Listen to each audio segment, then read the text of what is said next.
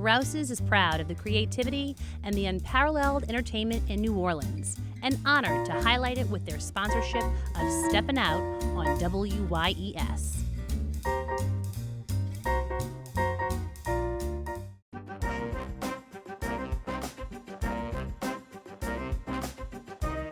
The New Orleans Jazz and Heritage Foundation promotes, preserves, and perpetuates music, culture, and heritage through programs, cultural, educational, and economic activities year-round. Learn more at jazzandheritage.org.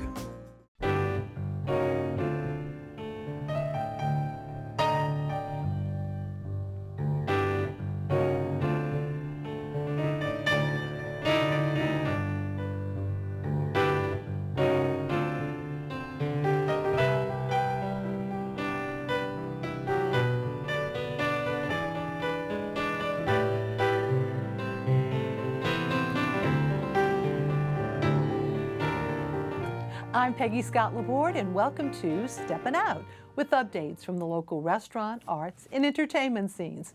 Joining me, Poppy Tooker, host of Louisiana Eats on WWNO Radio. Hey, Miss Poppy. Hey, Peg. Hello.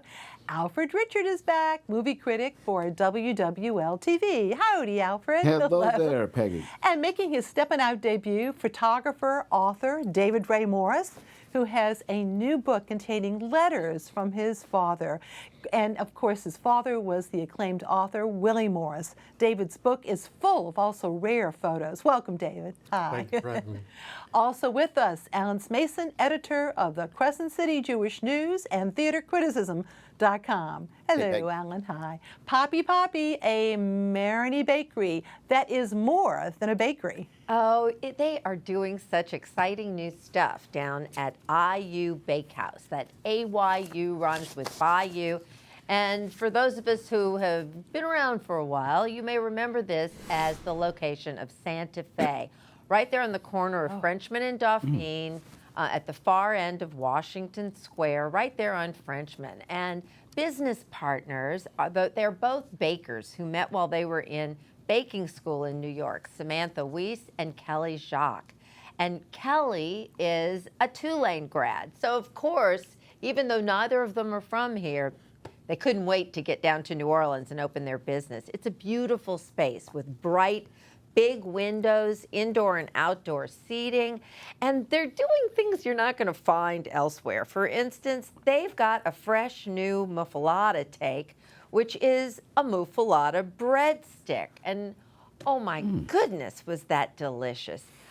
They do have all sorts of little pastries, some sweet things, but what you're going to find here mostly is wonderful bread, wonderful breakfast pastries. There's that muffuletta, the breadstick, that was really good. And so their croissant d'or is perfect, that beautiful laminated dough that just fluffs up so high. That was a mushroom Gruyere and caramelized onion sort of croissant thing.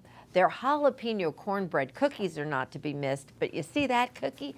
That's a gluten-free toasted oat cookie, which I must say is a great sort of guilty pleasure breakfast. That's what I'll be having. Something that I learned about down there is their kaya bun. Now, this is something that's a take on a Malaysian delicacy that's often for breakfast down there. It's a pandan infused cream. That's a faint vanilla sort of flavor. And they make it into a kaya jam with coconut. They put that in their babka dough. It's fabulous. And don't miss their chocolate babka. It is not to be missed. They have great teas and matcha. They have great coffees from Hay Coffee, and they are down there from 8 a.m. to 3:30 every day but Tuesday. So pop on down to Ayu Bakehouse. You'll be glad you did. Thank you, Poppy, and it's so nice to see that space, which is a great space being used. So finally, real good news. Thank you. And moving over to Alfred. Alfred, so much production, and then one of the movies that was filmed here last year around this time is out. That's right. I'm thinking about Kaya. That's one of my great niece's names. But yes, we're talking about all the productions going on. You would think when talking about New Orleans in the summer, things slow down. Not for this version of Hollywood South. What we have right now, according to Louisiana production codes and also current New Orleans film listings, there are 14 television and movie productions that are going on in and around this area as we speak right now. So we got a lot of white production trucks and catering trucks. So New Orleans is kicking up for Hollywood South for the summer. But one of the films that has now been released, and this is one that's produced by, of all people, Reese Witherspoon, the Oscar-winning. She is a producer of this one called Where the Crawdads Sing. Now, this has some background. Of course, it's supposedly set in North Carolina, but of course, New Orleans and the outside areas of New Orleans, Louisiana, double for North Carolina. Also, the screenwriter, Lucy Alibar from Beasts of the Southern Wild. Remember that film a few years ago? It gave us Hush Puppy and the stories there along the waters. She is the screenwriter for this film, and the star of this film, well, that is Daisy Edgar Jones. She is the character. Her name is Kaya, K-Y-A, and she lives in the outskirts on the marshes of North Carolina. It is now showing at the AMC Theaters, the Britannia Uptown, Britannia Canal Place, and the Regal Grand Esplanade in Kennebra. That's where it's going on right now.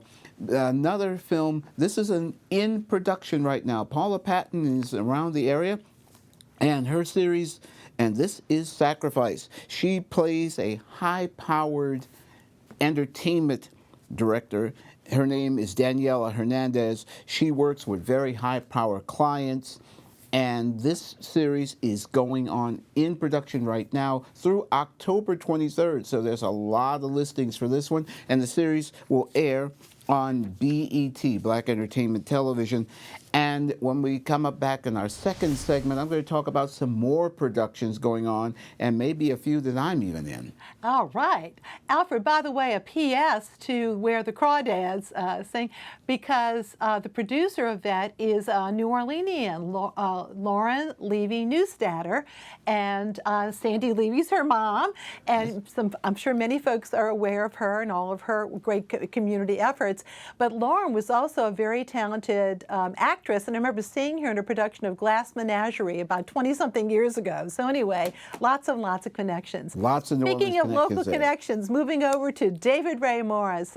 David Rae, you, to me, are such an Orleanian and love the culture so much, which I appreciate. But we mustn't forget your wonderful connections. And certainly this is quite the homage to your dear father, Willie Morris. And this is more than just a memoir, isn't it? I mean, it's actual letters from him to you. That's correct. It's the letters that he wrote me over a 23-year period, and the portraits that I took of him over the same period and even longer. And I threw in a number of self-portraits as well. I love that. Here we are. I wanted to show the cover, of course, Love Daddy, Letters from My Father. I am going to ask you, if you would, to please read an excerpt from a letter, I guess right before you're about to go off to college. Would you do that for us? That's correct. He actually, my memory is that he handed me the letter as I was getting in the car to drive to college. So, and he did that often. He would hand me something and say, read that, you know, on the ferry going across Long Island Sound. This is a bit of advice. It was a bit of advice, and okay. and he this was actually a letter that one of the few letters that was typed. Most of 90% of the letters he wrote me were handwritten, and you can see in the flaps samples of his handwriting. And it had a very, very beautiful, flowing handwriting. It was very gentle, not very threatening. But this was a letter that he gave me when I went off to college, and the first half of it is advice that he gives me. In the second half, he sort of leans back and says, now, you know, this on to the serious stuff. But he gave the first part of the letter, he gave 7 points that he wanted me to pay attention to, and this is number 3 and 4. Number 3, don't drink too much beer. if it infringes on your work. It's fine to drink beer when you're away from the books or celebrating. Don't allow it to affect your life's work now, which is getting an education. And I always thought that was amusing that he would tell me that I shouldn't drink too much, since he had a reputation as being a great partier. Number 4, learn the ropes through your own fine personality. Ask questions of those your age, of your faculty advisors, of members of the faculty who aren't your advisors. Keep an open mind about things. Show respect to the faculty, at least until certain members of the faculty, in your opinion, don't deserve this respect. There's nothing wrong with being courteous and a gentleman, which you are anyway. The forms of kindness to other people are deeply important to any civilized person. David, they are full of such love. He was obviously very affectionate, and he also kept talking about in the letters, I'm going to send you more money. He was always worried about making sure you had enough to live on because you were on your own, and your parents divorced at a pretty early age, and then he subsequently remarried. Now, you're going to have a book signing next Thursday at the Ogden, and you have a photo exhibit. We're going to show some photos a little bit later, but we definitely want to tell you about that. That's Thursday, July 21st from 5 to 6 and at the Ogden. And you've had a long history with the Ogden, haven't you? I do. What's on display right now, I have the exhibit, and the Ogden actually hosted the original exhibit, Letters from My Father, way back in 2007. So with the book coming out, I contacted Richard McCabe, the curator of photography, and I said, you know, the book's coming out, and you guys were the first to have the exhibit, and would you be interested in highlighting some of it? And they said yes. So about half of the original exhibit is on display at the Ogden right now. The other half was just in North Mississippi at the Southside Gallery.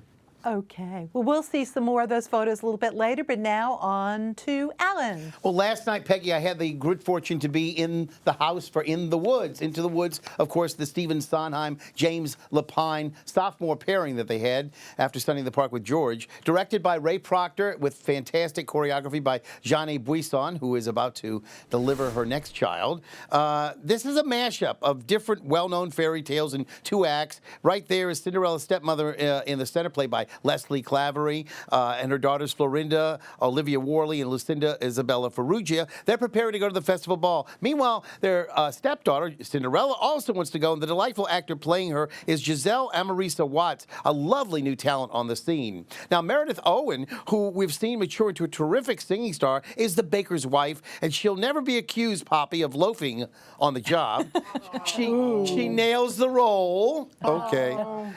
Playing her husband is Keith Clavery, who's also quite remarkable, especially in Act 2, when things go a bit off book, if you will. The happy endings in Act 1 disappear as bad things happen to good characters, and recriminations and accusations fly from Jack, Joshua Griffin, who we just saw in Choir Boy, and Little Red Riding Hood 2, that's Genevieve Bourgeois. Rachel Carreras plays the witch to great effect. She's the person responsible for the curse on the baker and his wife. She has the great songs Witch's Lament and Last Midnight.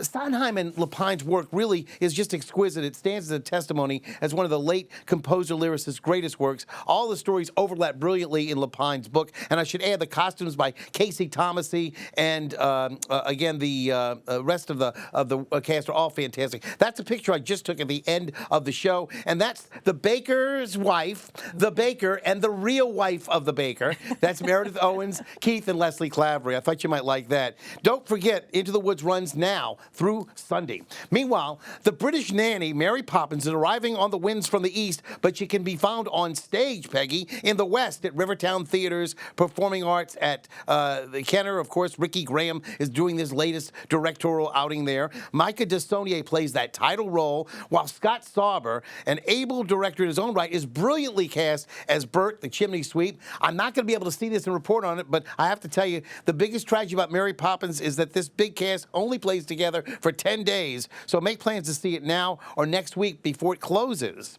Okay. All right. And real quick, I just want to mention they also have their season subscriptions available. Check them out, 5, 6, or 7 packages, okay? All right. Thank you so much. And back to Poppy. Well, we're going to go to the North Shore for my next new restaurant scoop, and we're going to visit Avila Grill, which is in Mandeville, and this is a wonderful family restaurant. It's owned by a wonderful family, and your family will be very happy there. They opened up just last summer, and this is Chef Harold Angola, who started off, maybe people might remember his weekend stand on the West Bank when he started his business with a plastic table and a portable grill, and it morphed into a pop-up. He spent 3 years at the Starlight Bar on St. Louis in the French Quarter. He's Venezuelan, and his food is really a modern Latin with New Orleans influence sort of take. So we've seen the guacamole and fried plantains. They have a liquor license, so they've got signature cocktails like the Guarapita. Of course, they have great margaritas and cold beer. Their arepas is fantastic.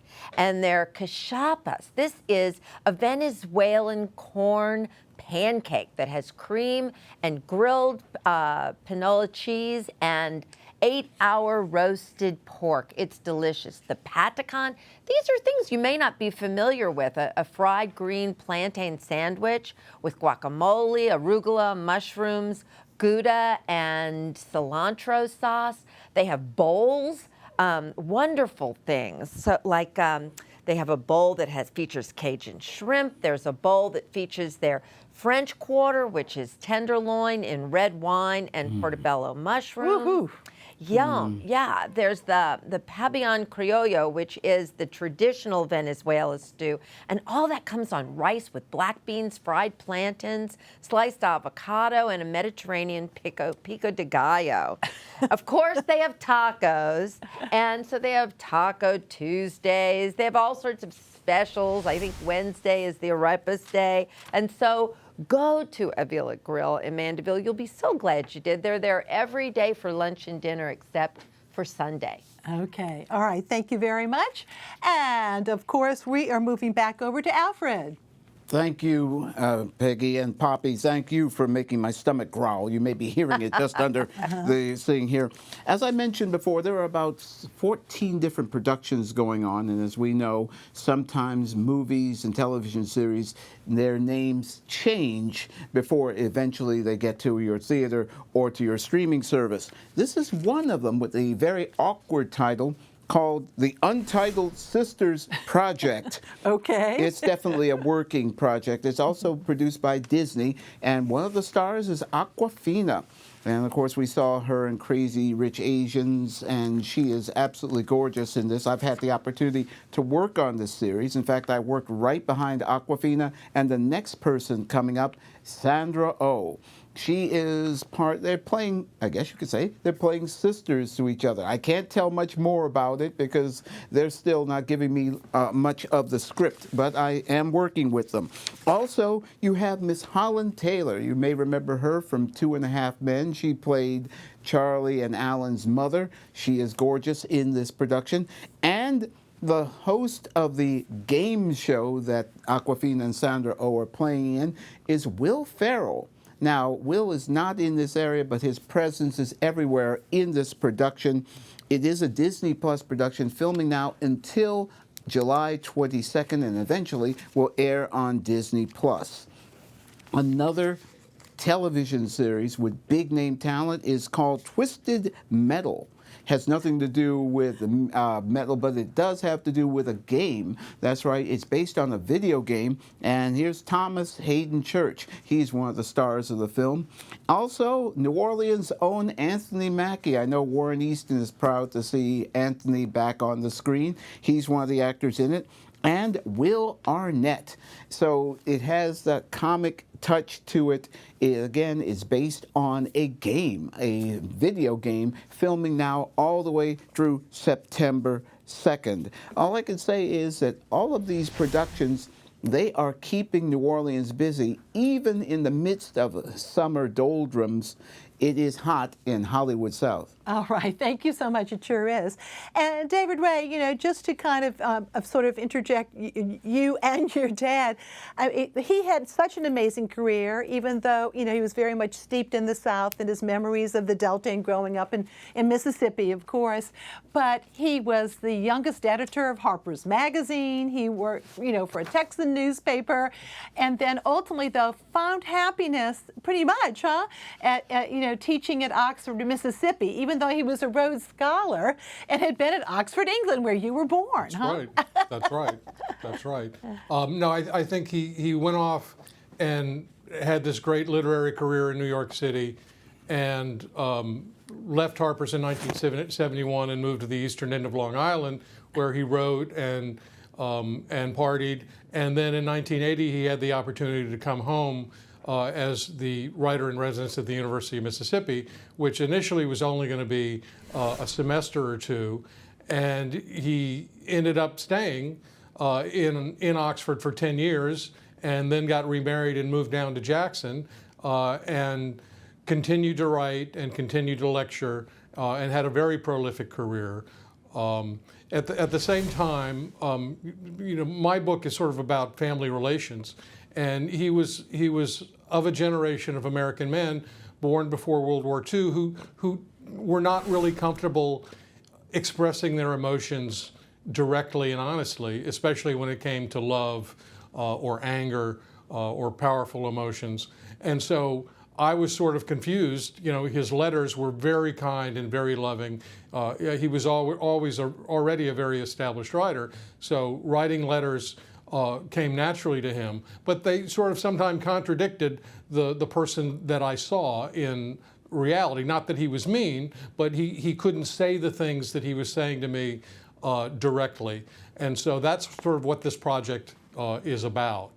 And as we said, some of the photos from the book are on view at this exhibit at the Ogden, and that'll be part of a lot of fun, a party next Thursday, of course, which will be great from 5 to 6. Is that correct? That's from 5 to 6. I'll be doing signing books. And then after that, the Ogden is having their summer celebration, and then there's also a lecture in the gallery upstairs. They did an exhibit called Summer Prayer, and I actually also have a print in that exhibit too. So it's going to be a whirlwind Thursday night at the Ogden. All right, and we should mention the publisher, David. The publisher is the University Press of Mississippi, which I've worked with before. We worked long and hard on this project. I was very happy with the way it turned out. I worked on it. I've actually, you know, somebody asked me recently why publish my father's letters now, and I've actually been working on this project since before Katrina.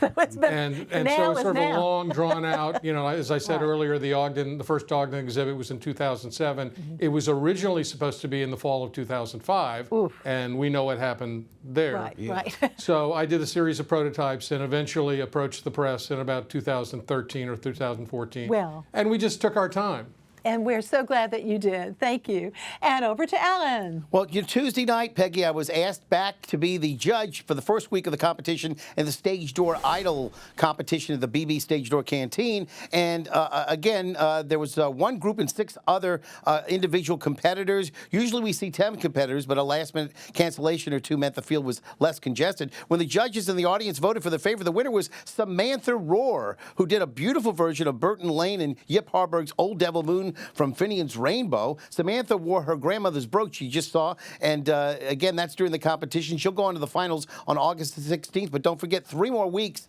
to go before they select the finalists for that. Meanwhile, the company in St. Bernard is presenting the Robert Harling Classic Steel Magnolias. It runs through Sunday, so go check that out. That's right off of Paris Road. And I want to remind everybody, you know, we haven't heard about her lately, but the daughter of the original theater critic on Steppin' Out, Shea, of course, Aw. is Jennifer Shea. She's embarked on a new theatrical enterprise. She's going to be bringing back theater for the young along the lines of what went on at Teddy's Corner at Le Petit Theater. And the first production will be Jack and the Beanstalk, an ascending story. You can see them. They're going to be at St. Joseph's Church in Gretna, Louisiana. So go check them out as well. All right, thank you, Alan. Now time for our picks of the week. Poppy. As hot as it is, I know the calendar's going to change, and that's why I want to tell everybody, think about October the 27th.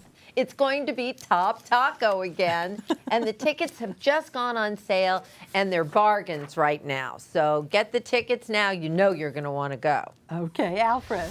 The Britannia Uptown back in operation, and of course their classic series will take on a classic, Goodfellas. This, of course, with Robert De Niro, Joe Pesci, and the late Ray Liotta. He, of course, plays Henry Hill. It'll be showing on Sunday and Wednesday at the Britannia Uptown. Go see it, because I've always wanted to be a gangster.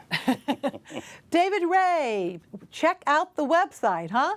Indeed, the website. I just redid my website this last year, and I have lots of galleries. I just put up a gallery for the book project, and I believe we have a picture that you wanted to show. Yes, of, we do. Of a very Brooke, beloved gentleman. Of the Centennial Rex, Brooke Duncan. This was shot on Mardi Gras Day in 2006. And you can see the waterline on the den, the Rex den. I had a ritual for many years because Dr. Stephen Hales was my daughter's pediatrician. And we had a ritual where I would come to the Rex den every Mardi Gras Day to greet him and then see off the Rex. And that year was particularly special for all of us because we survived. Yeah. And I didn't actually know who Brooke Duncan was at the time, and I learned later that he was the Centennial Rex and actually got to meet him at the Rex Ball in 2011. And a former captain, too. But that Indeed. waterline says it all, how they Yes, recouped. indeed. It's just incredible. Thank you. Alan. Peggy, let's not forget the Louisiana Philharmonic Orchestra is coming back strong. This will be the final year for Carlos Miguel Prieto as the artistic director, and he's going to be starting off September the 15th with Mahler's Symphony No. 1. They've got lots of packages. Go on lpomusic.com and check out whether you want to get a 13, a 9, or a 6 concert package. I'll see you at the theater. And thank you. Before I go to my picks, though, I wanted to acknowledge the loss from cancer of writer and TV producer Suzanne Pfefferly Tafur. Suzanne was a busy freelance writer in New Orleans and produced the documentaries Vietnamese Cuisine in New Orleans and Latino Cuisine in New Orleans for WYES. WYES will present encore broadcasts on July the 23rd at 4 and 5 p.m. of those programs. Suzanne also wrote a cookbook called Vietnamese Cuisine in New Orleans, published by Pelican. Our sincere condolences to her family. She was 37. Now picks. New Orleans potter Casey Willems is retiring and having a pottery by the pound sale. That's on Saturday from 8 a.m. to 5 p.m. at 530 Jefferson Avenue. That's not too far off from Tchoupitoulas.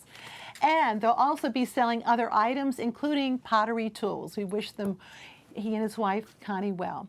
The Friends of St. Henry's Catholic Church Uptown are having a mass on Saturday and then reunion party. It's a reception over at Grits Bar. Wonderful. At Lion Street. You don't have to be an alum, only a fan. And of course, they'll be partying till 8 p.m. It's free, but donations will be accepted. A longtime New Orleans artist, George Schmidt, has returned to New Orleans and has reopened his gallery, this time at 612 Julia Street. Schmidt is extremely versatile, but steeped in classic techniques. Scenes from New Orleans history, such as when Louis Armstrong was king of the Zulu Parade in 1949.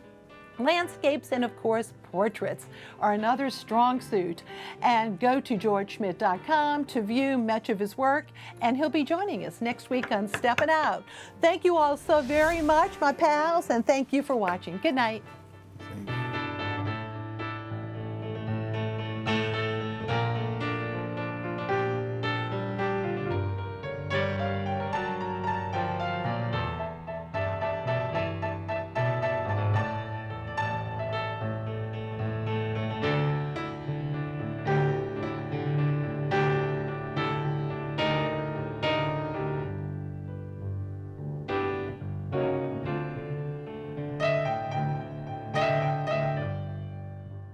The New Orleans Jazz and Heritage Foundation promotes, preserves, and perpetuates music, culture, and heritage through programs, cultural, educational, and economic activities year-round.